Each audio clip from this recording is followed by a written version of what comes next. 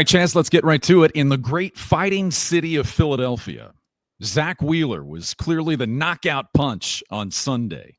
But the Reds and Phillies split the first two rounds of that fight that weekend.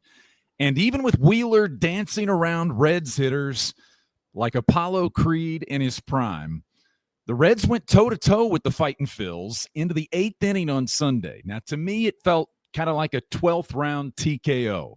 It was a good fight.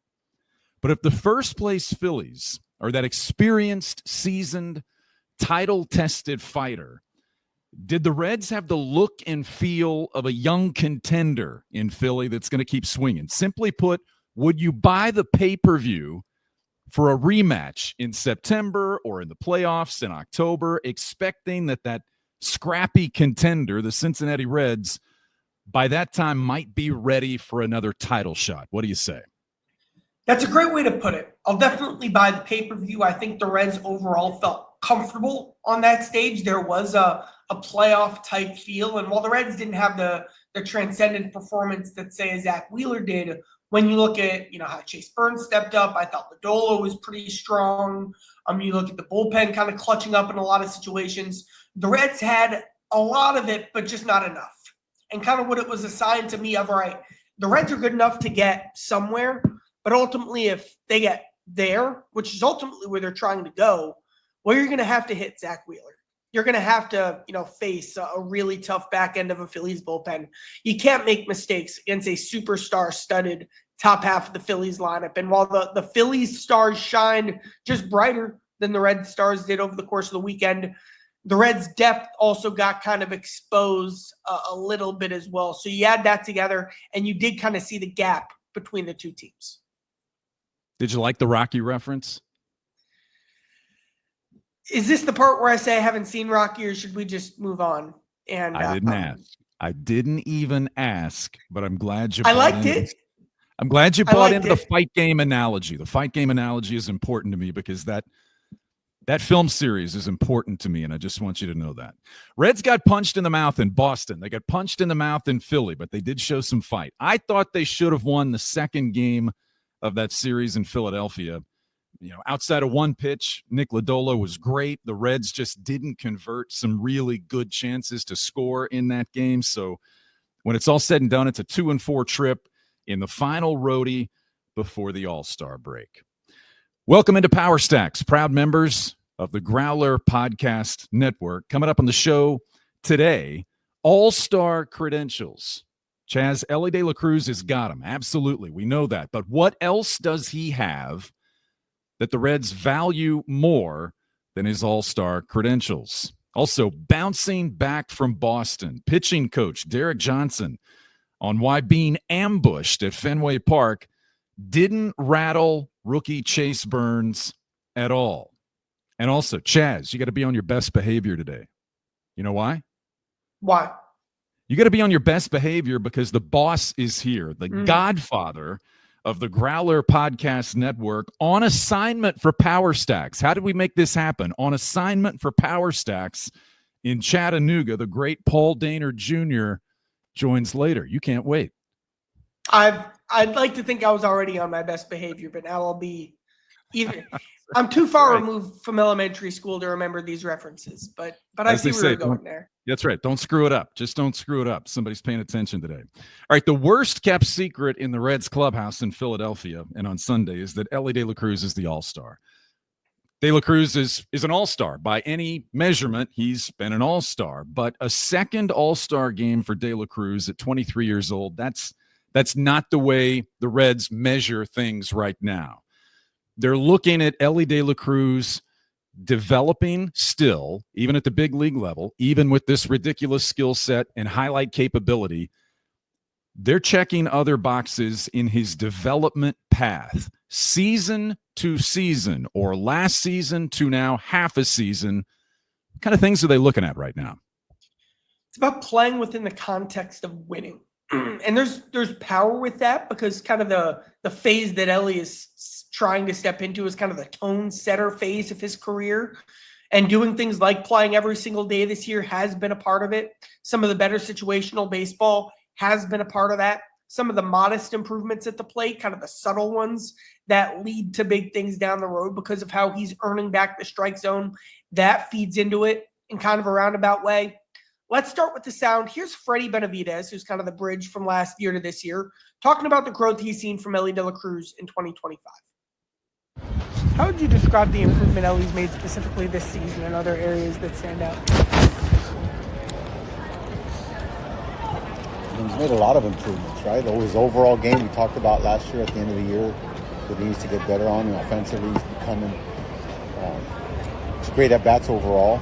Defensively, he's making more of the plays that he needs to make, and it's just the focus has been better, which has helped. So he's improving daily, and that's one thing we want from him. How much is the quality of at bat? Oh, it's outstanding. I mean, just the other day, the Stars at bat, right? It's against a star reliever, star closer. It just becomes. We always used to talk about you watch him and he would get hot for a while. Now it's just he's hot. He's just. That's what he's supposed to do, right? He's supposed to play like that. That's what star players do, and he's really, really, really getting better daily, and it's starting to come together. I thought it was cool how, kind of before he got hot in April and May, he wasn't trying to sell out for power, and then it's been a perfect story, and the power comes. Has that been a cool process? Well, yeah, I think it is. I think that's just the development, the maturity, right? That he shows. His strikeout rate's dropping. He's getting on base. Teams are pitching him tougher. And he's taking the pitches, and he's making, he's giving them he's taking what they give him. So it's great watching him start learning, how the process took for how he's learning and getting better daily. Tito's mentioned this too, just the whole idea of the clock and the throws. How do you work on something like that? Well, I think it's just constant. It's just knowing never be surprised, right? Yeah. With whoever's running. He had a play yesterday with Story that he kind of had to rush a little bit, and he shouldn't have to. So it's the big thing we always talk about. Keep a routine, play a routine, whatever that, you know what I mean? That's what it is. Just keep a routine, get the ground ball, move your feet, and make a good throw. Simple. And he's starting to get better. There's still things that you want him to improve faster, but it's a process that he has to go through during the games to experience it. What did he show you when, and we didn't get too many specifics on it, that's not what I'm asking, but leg, quad, whatever, keeps playing. And then he plays. He posts up every day. It's what you want from players. He's a kid that he takes pride in being ready. He takes pride in getting his body prepared to play, whether it's a little sore. And think about him, he steals bases, always getting dirty, diving in the infield, stealing bases.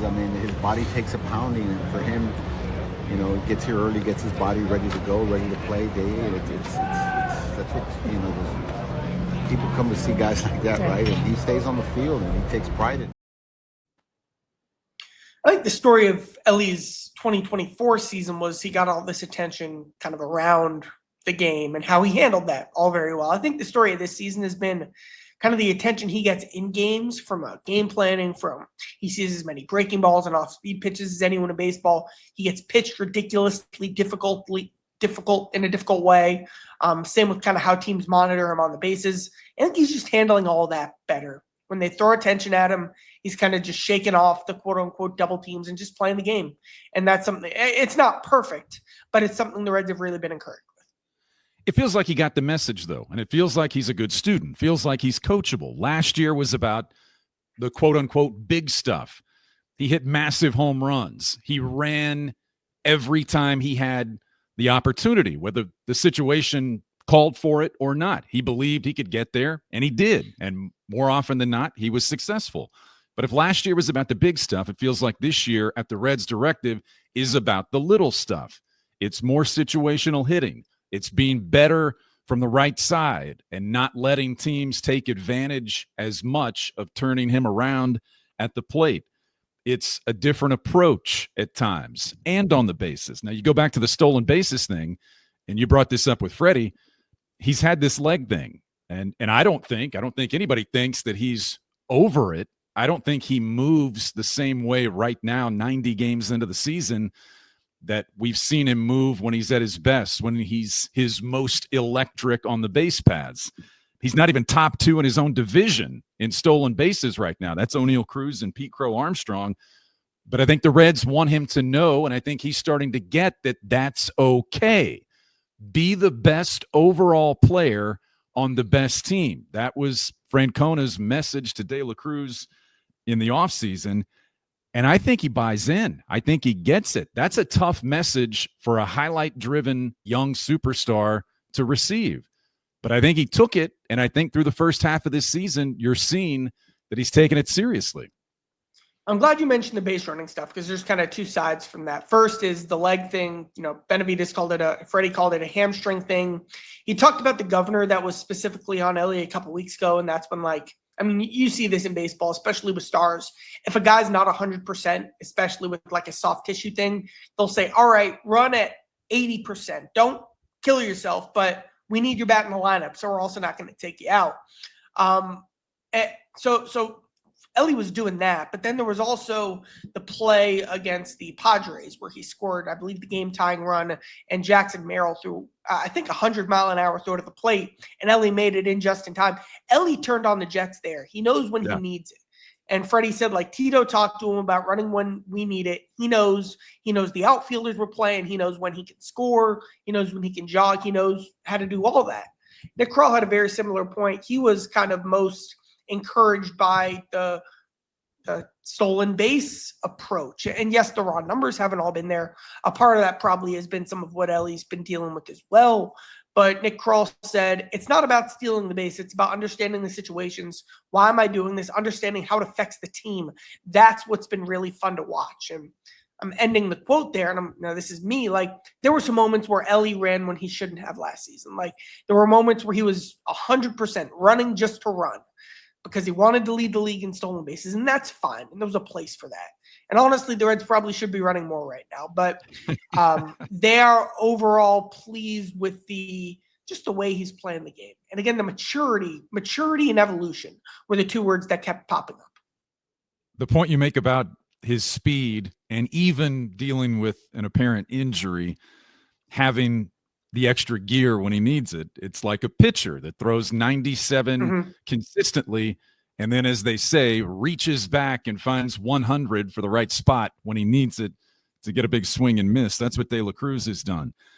So the speed is one thing. The running is another. You brought up, and we've talked about this before, you brought up defense, the clock timing with Freddie, and his arm. When you have an arm like Elly De La Cruz has, that allows you to overcome some things simply by the strength of your arm, I think that plays into the clock and the timing and what he's trying to learn right now. But there was a double play on Saturday in Philadelphia, a 1-6-2 double play that really kind of saved the Reds bacon at that point in the game. And that was an off-balance throw from De La Cruz from second base to home that registered 91 some odd miles an hour. And like I said, I don't think his feet were even set or his shoulders were square. He had that when he needed it to get a runner at the plate, and using that weapon, maximizing that weapon, but then still finding the balance you need for timing on other plays. That's where De La Cruz is right now. And I think the story of that throw too is that it was a heads-up play. The runner at third was kind of caught in between, and Elly just read it. And he was aware, and he was comfortable. Something you heard early in his career was just a reminder of how fast this all happened for Elly. Before 2021, he was not a prospect by any means. He was competing for playing time in the Arizona Complex League. 2021, he's at extended spring training and in the ACL for most of the summer until he starts tearing up the joint, and they're like, we got to get this kid out of here. He's one of the top prospects in baseball. That was just the summer of 2021. 2 years later, he's starting at shortstop for an NL Central leading team. 2 years after he even made his A-ball debut. So, there were just situations and experiences he hadn't felt yet, and they attributed that a lot to maybe some slip-ups that you're seeing, and he still is prone to those. But in general, what does Joe Burrow always say? You bank reps. You're seeing that process, I think specifically defensively, show up the most with De La Cruz. All right, we had this conversation on a previous Power Stacks episode, and it was painful for you, Chaz. It was painful because young Chaz was so obviously wronged when you weren't awarded the perfect attendance bicycle. That's right. When you earned that perfect attendance bicycle. And I don't want to make you relive this painful memory from your childhood too deeply, but it does lead into the final thought that we have on De La Cruz right now, and that is 90 or so games into the season, he's still doing it. He's still got perfect attendance. He's still playing every day, bad hamstring and all. Where are they, the Reds? I know you talked to Nick Krall, and we've talked to Tito about this. Where are they on his desire to play 162, but also wanting to ensure that he can stay healthy and effective and maximize his value to the team in the process? Here was the money quote kind of the story. This is from Nick Krall. When you have a chance to be a potential superstar and he's playing every single day, that's a game changer for us, Krall said. Quick stop, like potential superstar. Like that type of language doesn't get thrown around lightly from lead executives. Krall continues the way Elly works, the way he goes about it, how he gets his rest in, how he goes about everything he does. You saw it with Joey Votto. Joey Votto is one of the best I've ever seen with it. Elly has a lot of those same qualities. He wants to be a better and better player. Like that was one of those moments where it's like, all right, Nick just went there with the Votto, not quite comparison because it's different, but just in terms of maybe what Votto's biggest strength was the preparedness and the dedication to improvements. Bringing that up as an analogy with De La Cruz is something that's incredibly, incredibly powerful. And it's incredibly important to Elly, and we've seen that tangibly this year. No situation more obvious than when he returned as soon as possible after returning to spend some time with his family and was basically back in the lineup. Would have been if he hadn't had a flight got canceled, and then he was back in on Saturday, in that stretch in late May, or in early June. So you see Elly back all of that up. Will Elly play every single day? Tito said, if he needs a day off, I'm going to give him the day. But when something's that important to somebody, I think that's a way to create buy-in too. And I think I think that's a part of the Elly coaching staff dynamic. There's always just a give and take with any of those relationships. And I think it's been cool to see that give there, giving Elly the benefit of the doubt of keeping him in the lineup. There's no wasted time with De La Cruz, it doesn't feel like. When you see him show up in the clubhouse, his routine starts, and there is no wasted sitting idle time with De La Cruz. And so for a player that wants to play all 162, and for a young player, you said the word mature kept coming up with De La Cruz. You see that in his preparation, and you see that in his desire. It's his wanting to play 162. Yeah, there's probably some personal pride there in the way that he works. He wants to play 162 to help his team win, but it comes across in exactly the proper context, which is surprising at times for a young player like Elly De La Cruz. And I think that's why the Reds, in part, support the way that he works and his desire to play every day. All right, Chaz, it's summertime, and we saw this. We've both been traveling. If you're on the road, summer, it's the time a lot of people load up the car, hit the road, summer vacation. If you're going to do that, or even if you're putting it off until the fall, summertime is the time to take care of your car. And for that, you should go to Ken's Spen Automotive, friends of Power Stacks from the start, a full-service automotive repair shop based in Cincinnati, Mount Carmel, right off 32, the cheapest and most thorough oil change and inspection deal in town. It starts at $35. They're also a licensed Continental Tire dealer. So call Paul. It's his shop. Call Paul at Ken Spen Auto at 513-470-8110. The address is 529 Old State Route 74. Tell them you heard about Ken Spen Auto on Power Stacks. Thank them for getting on board with Power Stacks early on. And please support the people and the businesses that support the Power Stacks community. A wise man once said, summer, it's like the world's best story and it's waiting to be told. I'm glad you dropped in some wisdom at the end of that. I can always count on you for wisdom, Chaz. And I see that tear that almost made it out of your eye when we talked about the bicycle story, because I know that hurts. Oh, yeah. That hurts. It does. Let's hit the bell again. All right.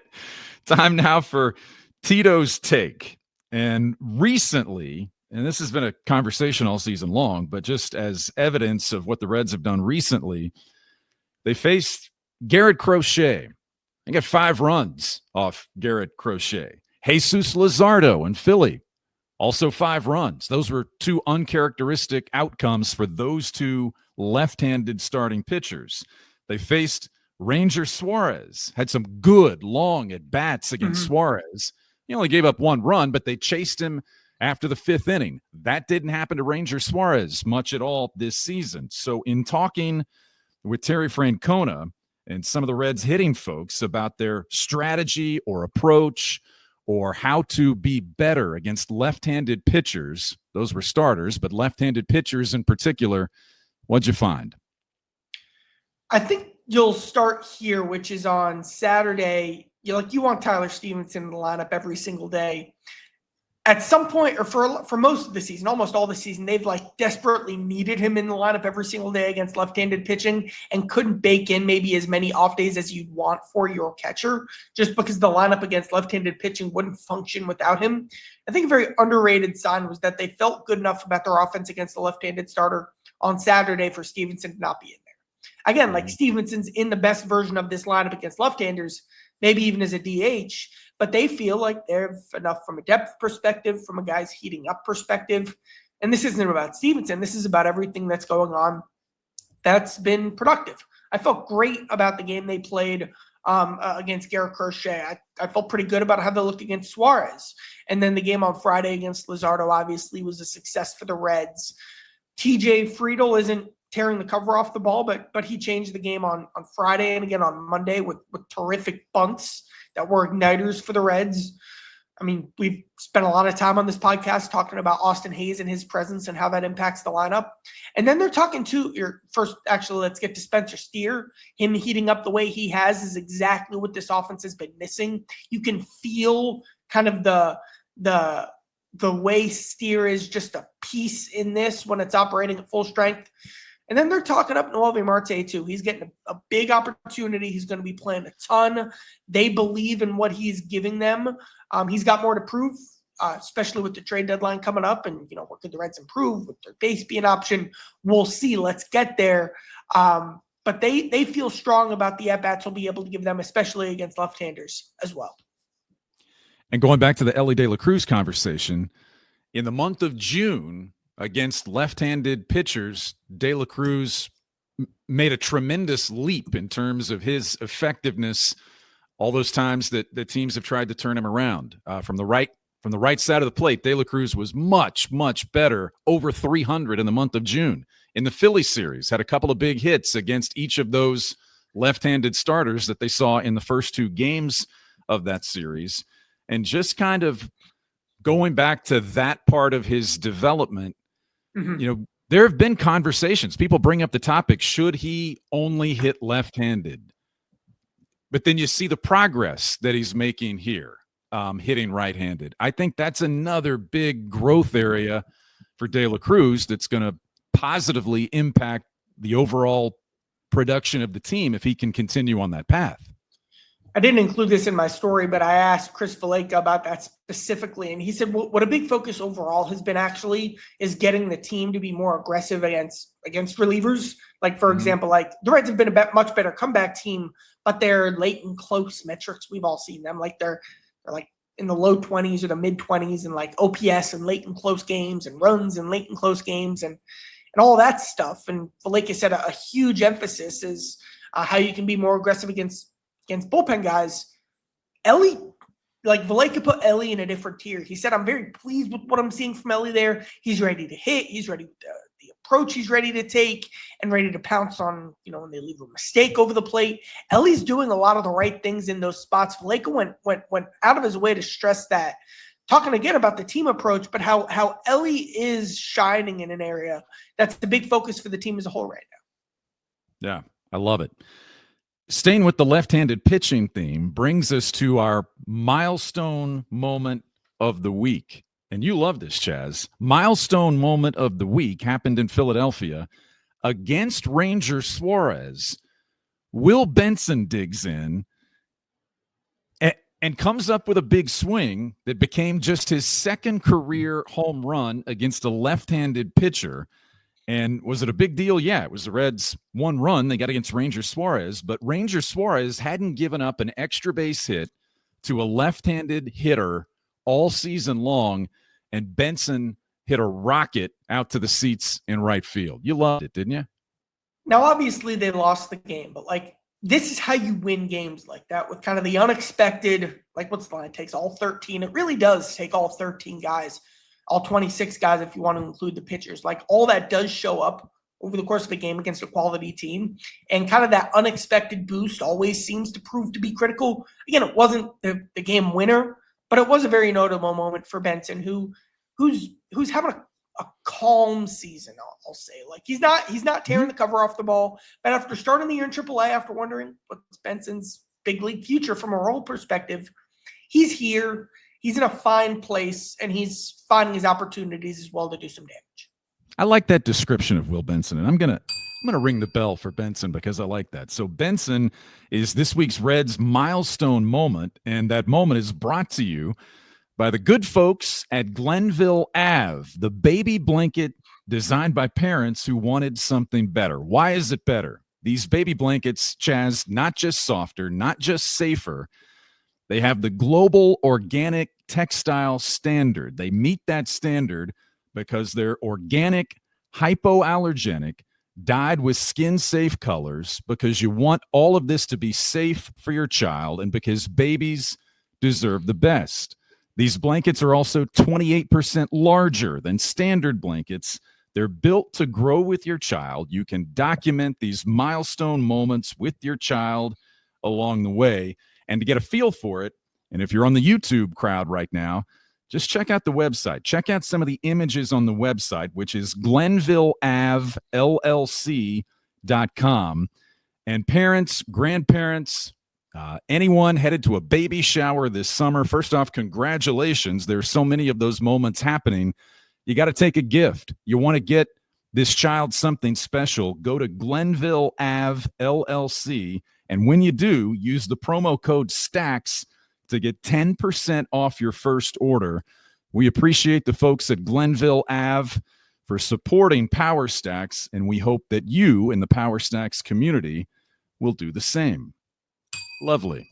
All right, Chase Burns, heralded debut for the Reds. 22 years old, makes his debut at Great American Ballpark. Chaz, his first two starts in big league baseball could not have been any different than what they were. First start against the Yankees, tons of swing and miss, awkward swings by really good hitters in that first game at Great American Ballpark.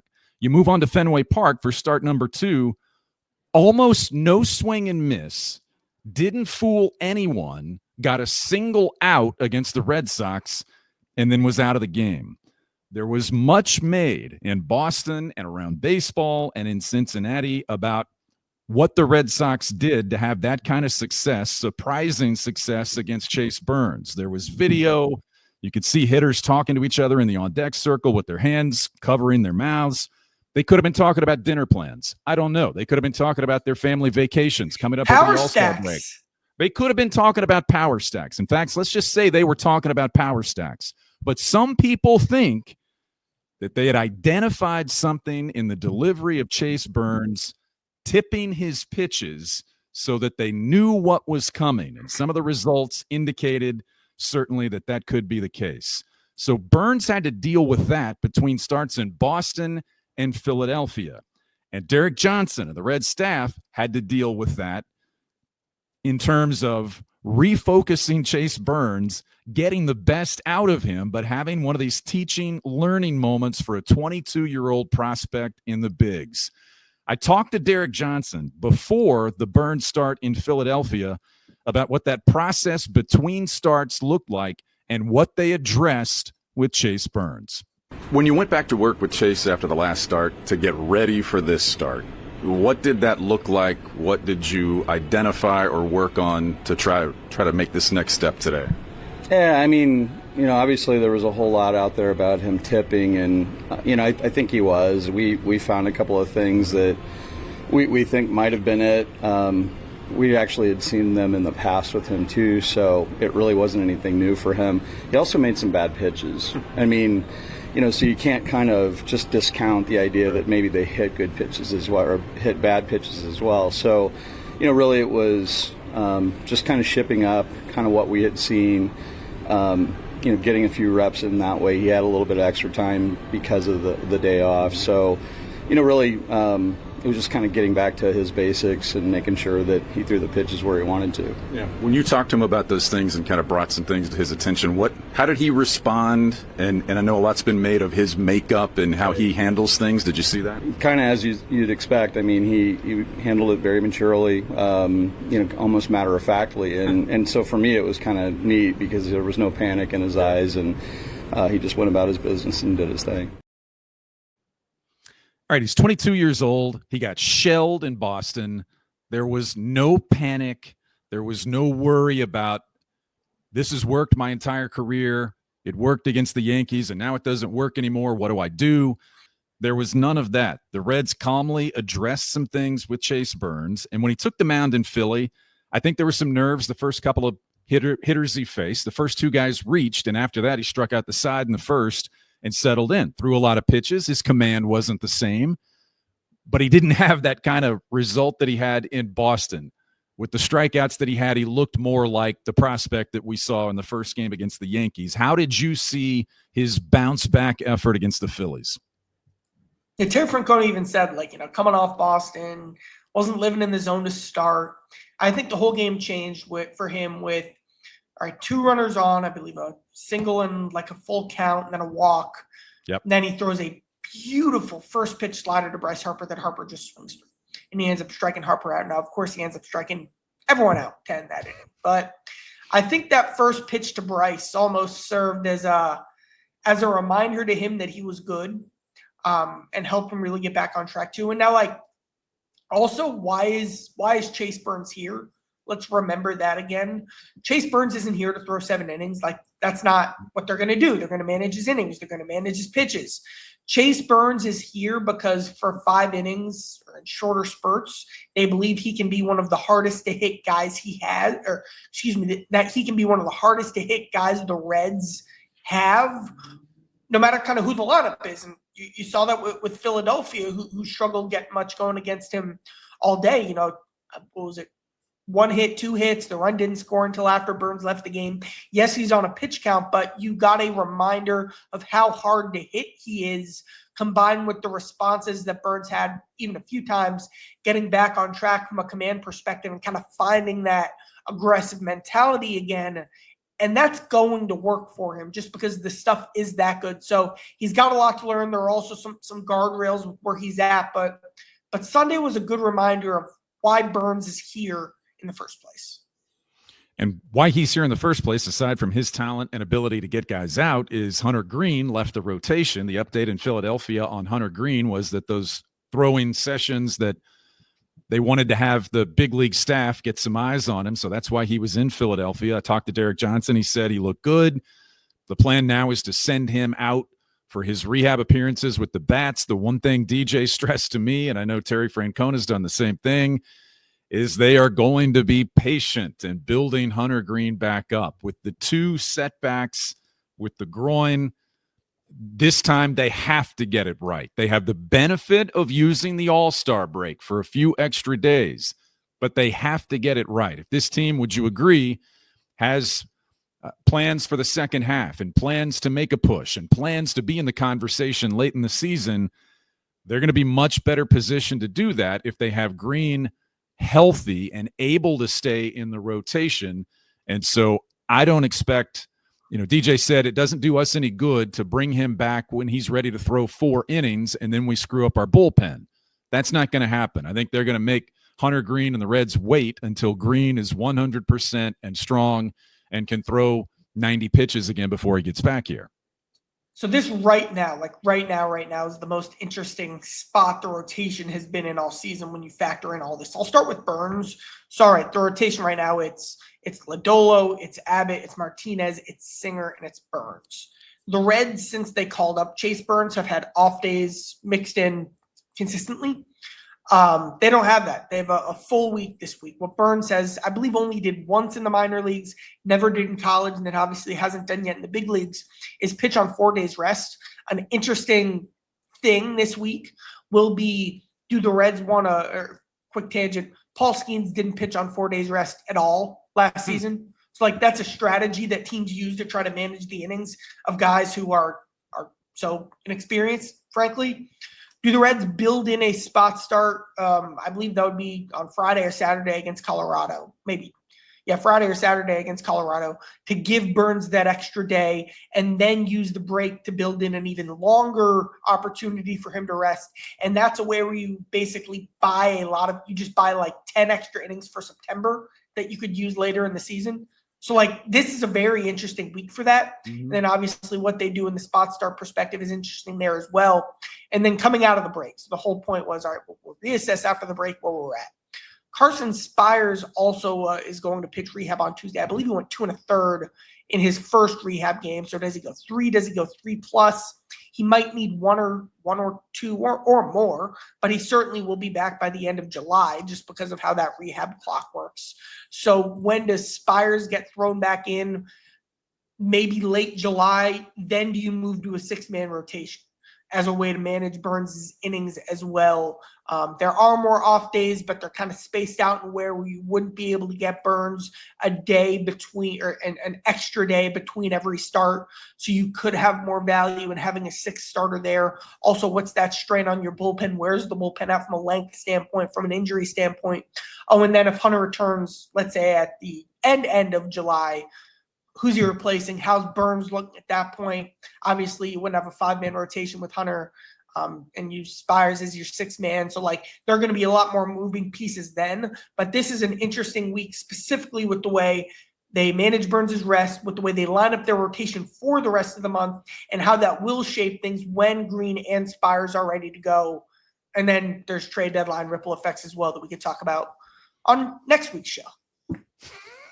I can't wait. But listen, they're going to reassess. They're going to reassess after the break, see who's healthy, who's how far away, that type of thing. And I'm just throwing this out there. But if everybody's healthy and you start to move those pieces around, as you talked about, does Nick Martinez go back to the bullpen and then they use the heck out of him out of the bullpen in big spots and every couple of days or on consecutive days if they feel good about the healthy bodies they have in the rotation? I'm just saying, we've seen it once already. Let's get there because this is an important conversation to have that I feel like we'll have more down the road. Good. I'm throwing it out there. It's fine. It's a very strong point. The Reds still are short on starting pitching. So it's Lodolo, Martinez, Singer, Abbott, Burns. Burns isn't a guy who, let's just leave it at this, like he can't pitch 7 innings every 5th day. Like he's just not there, and that's fine. I know. But they're going to be, so you need more around that. So like basically that becomes a Carson Spires question, which building the plan around Spires. And then there's the trade deadline factor in that as well too. So like we'll have a long Nick Martinez conversation on it. But like that, the reason I'm answering it like this is because that is the right question. That is a fascinating question shaping out what the pitching staff looks like in the second half of the season. Doesn't mean that he stays in the bullpen, but if he moves or if he becomes that moving piece that could go back and forth for a couple of times, that opens some things up. Certainly, I don't think they're going to do a 6-man rotation I just don't think anybody's comfortable with a 6-man rotation. That's just me. I'm just guessing, not based on anything that I've heard from anyone. It just doesn't feel like that's the direction it's going to go. But we have opened the door to a very good conversation. Let's open the door right now to Charlie's notebook and carry it into the bullpen conversation, Chaz, because recently the bullpen has changed. It has changed, and the Reds are happy with the thankful return of Graham Ashcraft, who looked good in Philly when he got back out there, and the addition of Sam Maul. A few weeks ago, my partner on the pregame show, Sam LaCure, looked at me and he goes, "Whatever happened to Sam Maul?" And I had to think for a minute, and we had to think about, what's happened to Maul since last season and injuries and where he is and what he's done. He shows back up, and he kind of looks like the same guy that really pitched well for the Reds. Paint the picture for Maul of where has Sam Maul been? I think you got to start at the peak, which is like the peak for Sam Maul was in May of 2024. Remember that awesome series they took against the Dodgers last year on Memorial Day? Like, that was fun. David Bell was game planning that series to get Sam Maul to face Shohei Ohtani. And Sam Maul got the job done every single time. They wrote a story about it. Like, not that he was the Shohei Ohtani stopper, but for that weekend, he was like, Maul has shown the ability, truly, and I'll say this lightly, to be an elite left-on-left guy. It doesn't matter who he's facing. The stuff ticked down consistently, maybe down the stretch last season, and then especially in spring training, and then even more so once the season started. The Reds haven't had enough relievers with options, so they get some guys back. It's basically like, do you DFA Jabot or option Maul? They option Maul because it keeps some depth. It's understandable. The same thing happened last year.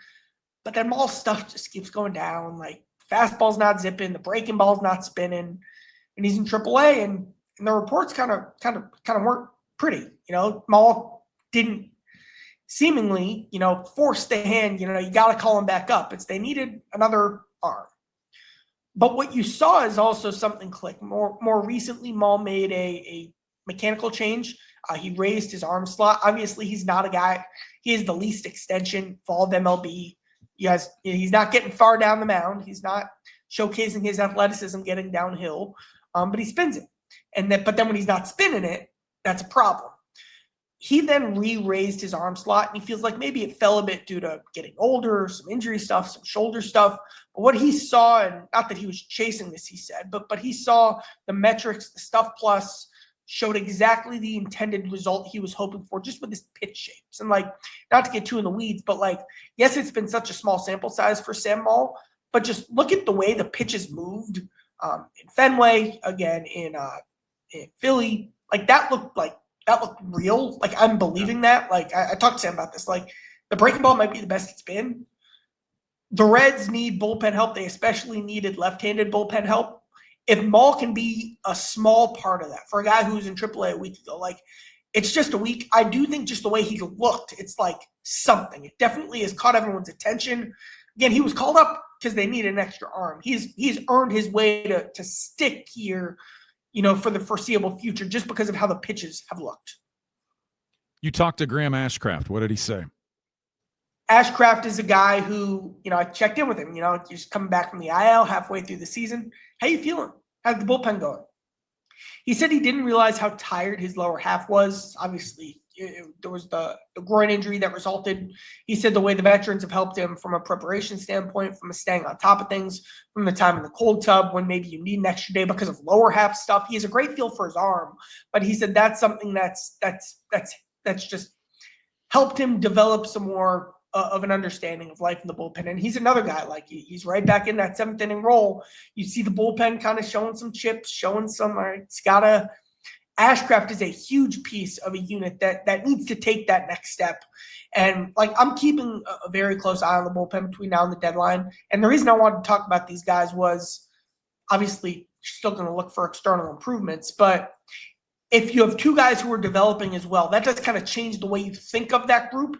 And Ashcraft and Maul both have had some developments within the last week. Last thing in the notebook. Tell me what I need to know about Noelvi Marte as we approach the All-Star break.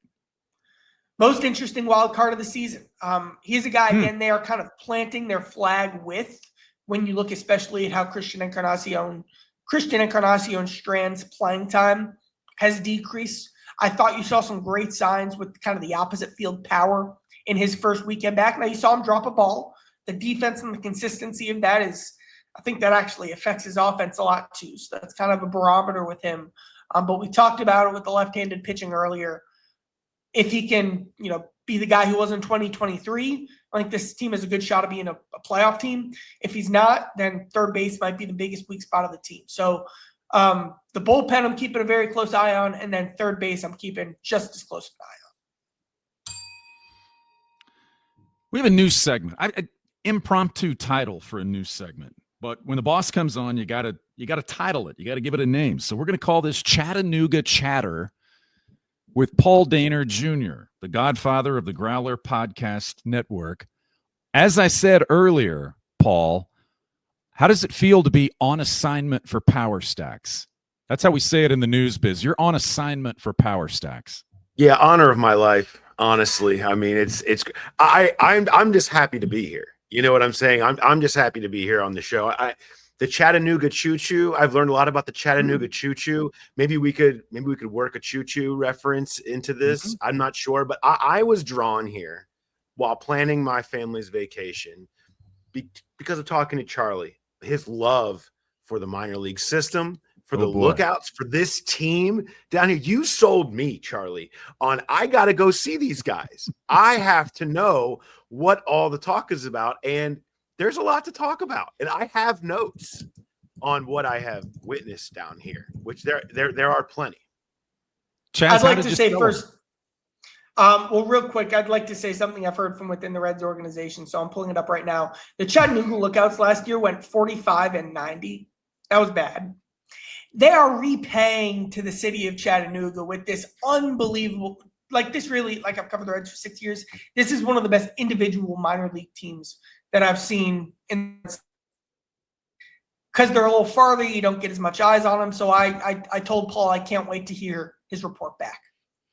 Okay, well, the first note to make is the gap between there's a gap in the Reds prospect talent pool. Is that fair to say, Charlie, in that when you pull up the spreadsheet and all the documents that you have that are color coded and the depth charts, you've got the major league level, and then there's a little bit in terms of the prospect talent pool. It kind of trickles through Louisville and then goes down and then kind of pops and shines at Chattanooga. Is that where all the dudes are?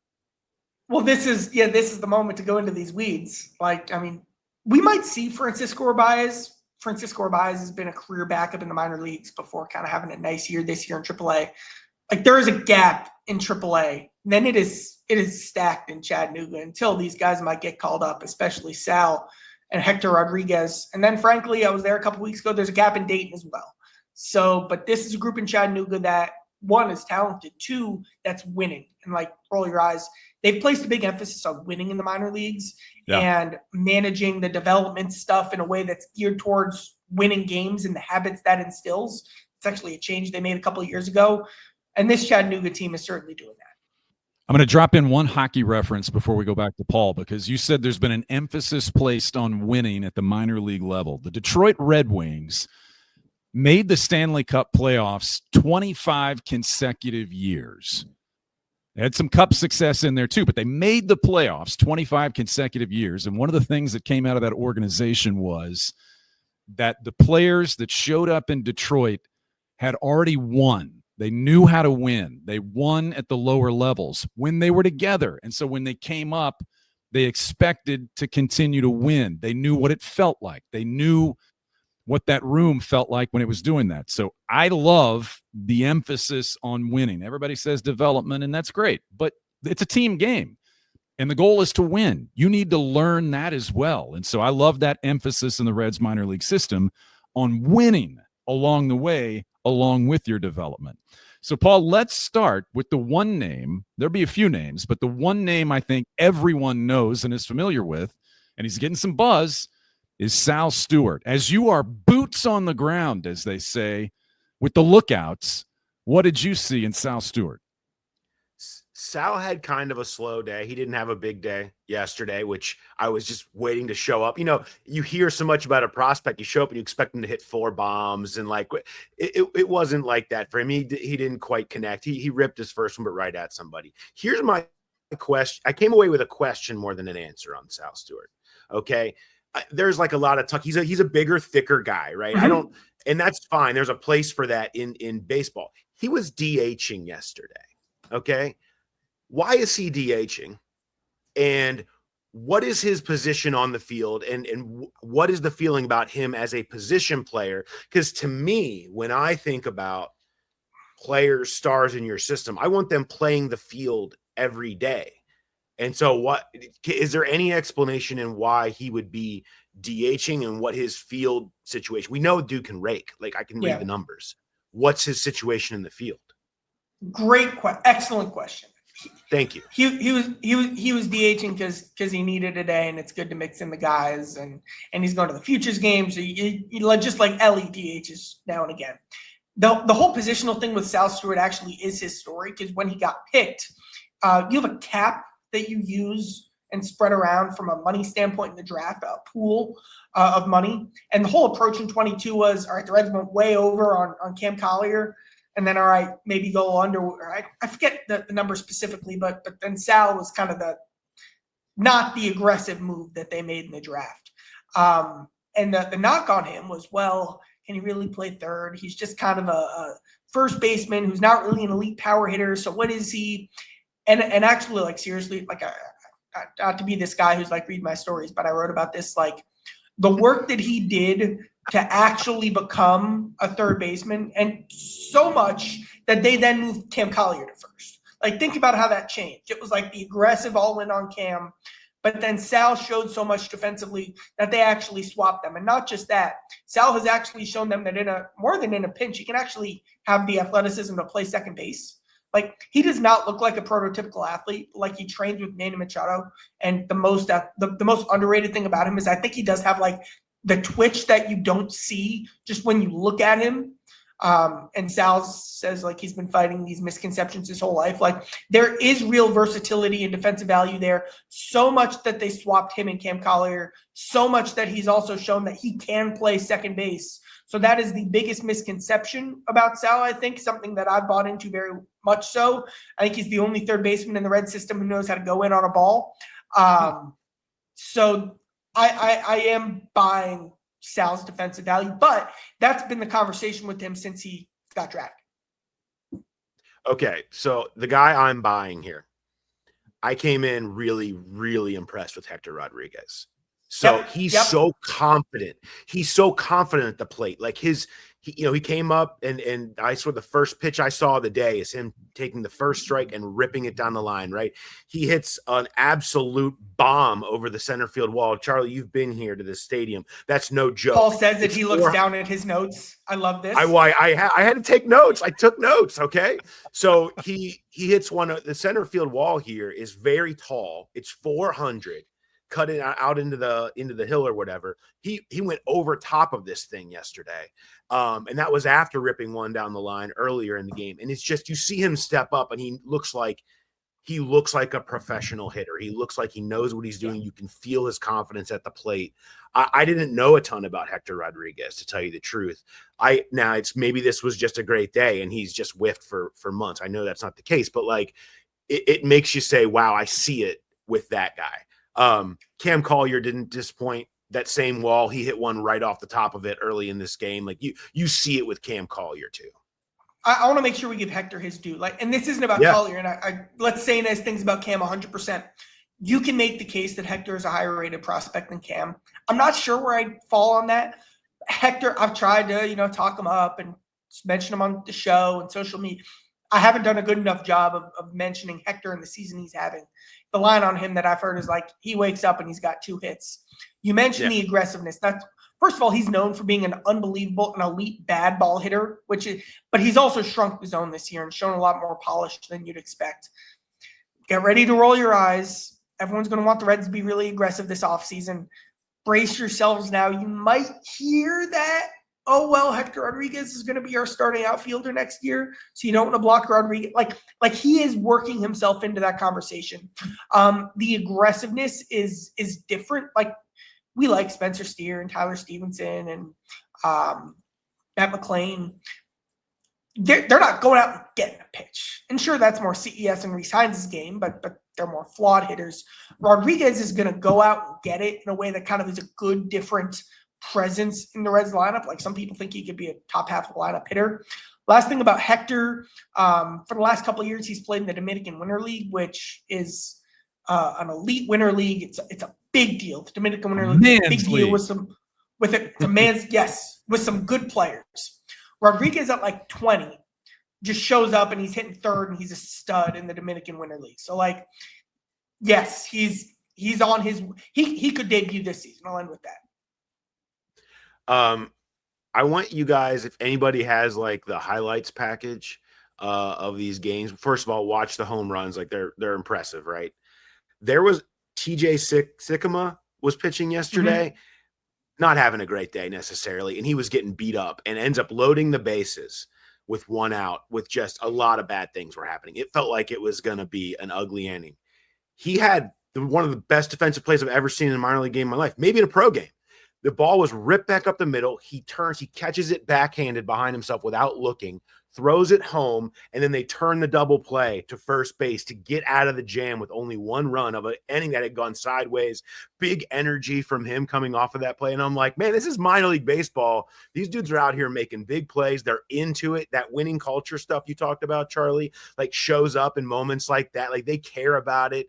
You can really feel this isn't out here just playing for yourself. Loved that moment from TJ Sycamore, who was a cool highlight if anybody has a chance to go check out some MILB highlights.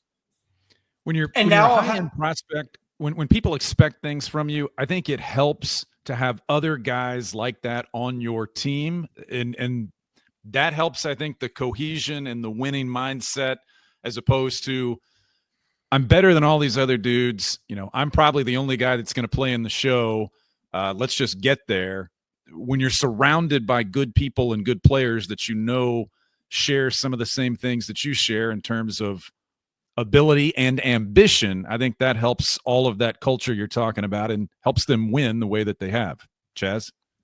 And let's say something nice about Cam Collier, because you hyped him up, and it's completely and now what position is he going to play? How is he looking at first base? There are all these other questions about him, but he's one of the most sure hitting prospects I've seen in terms of he just knows what pitch he's looking for, what pitch he can pull down the line, and his ability to do that with some thump is a standout skill for a prospect. There are other edges of the game that'll have to round out. I think the transition to pro ball was pretty difficult for him, but he's getting there. He's kind of caught up now. He's in a solid spot, maybe a little farther away than Stuart Rodriguez, but certainly there's been a lot to like about Cam since he came back from that, I believe, thumb or wrist injury.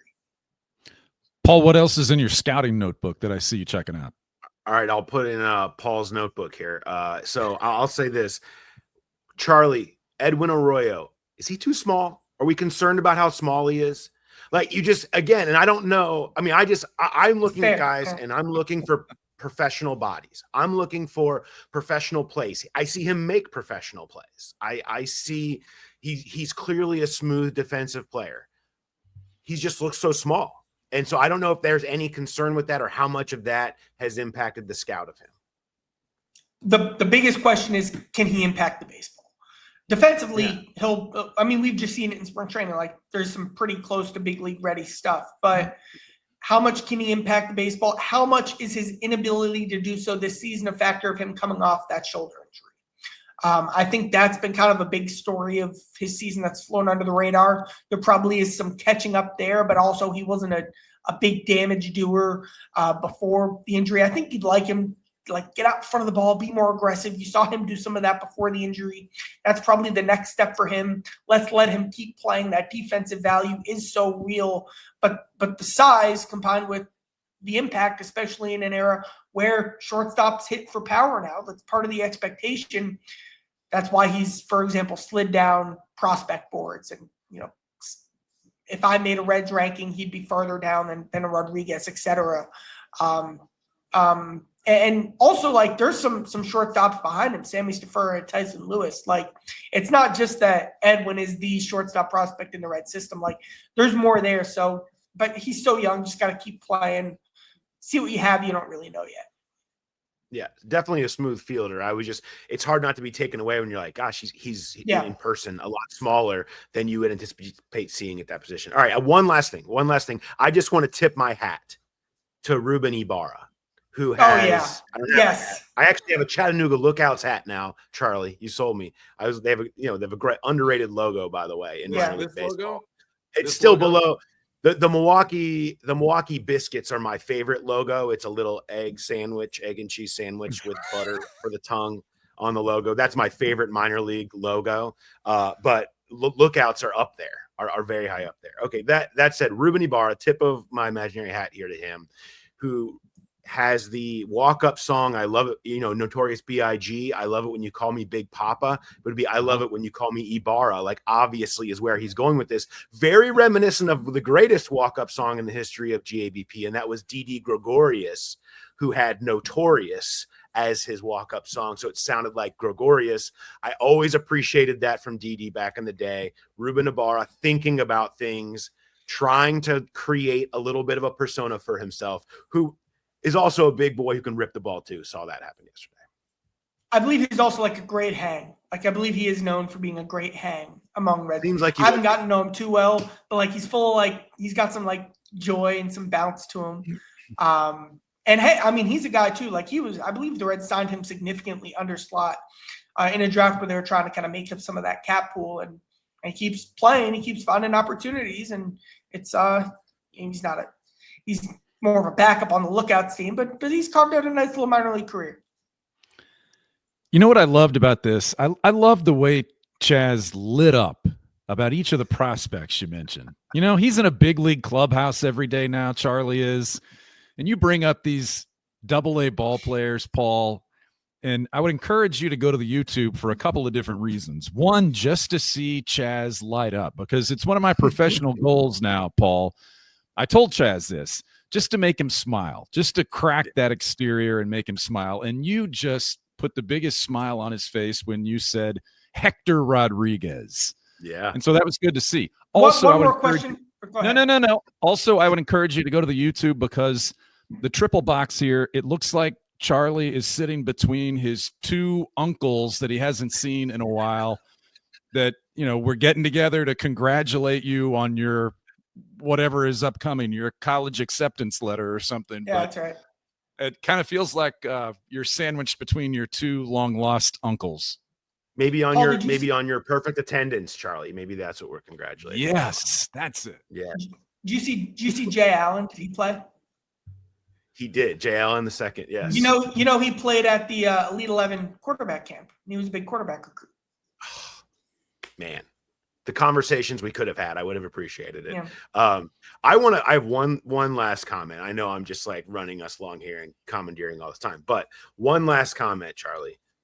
The lack of having seen Rocky is really hurtful. It's a flaw. It's a flaw. I get that. It's a flaw. But here's the thing. And I don't want there to be like an acceptance of it's okay that I haven't seen Rocky, or a lot of these things that you haven't seen. I know that you're younger and I'm okay with it. All right. But I'm just going to say this. I'm going to go ahead and quote Rocky Balboa at the end of Rocky IV after he slayed Drago. And I'm going to say to you, if I can change, and you can change. I know I can. Anyone can change. And change. You can change, Charlie. It doesn't have to be like this. Sit down, binge the Rockies. Stop at 4. You can stop at 4. I'm okay. Go to Creed. Stop at 4, then go to Creed. I'm fine with that. Yes. But like, you got to go 1 through 4. 4 is the centerpiece of American cinema that we should all be, drawing moments of our own lives out of. Paul, the one thing I'd like to add is the only thing that could have made this, I don't think I would have finished the show if when we brought up the Rocky reference, if Chaz had said, but there was a Phineas and Ferb episode with a Rocky theme to it. If you had said that, I quite literally would have put my fist through my laptop and the show would be over. And we wouldn't be doing this. I really wasn't going to say it. I really wasn't going to.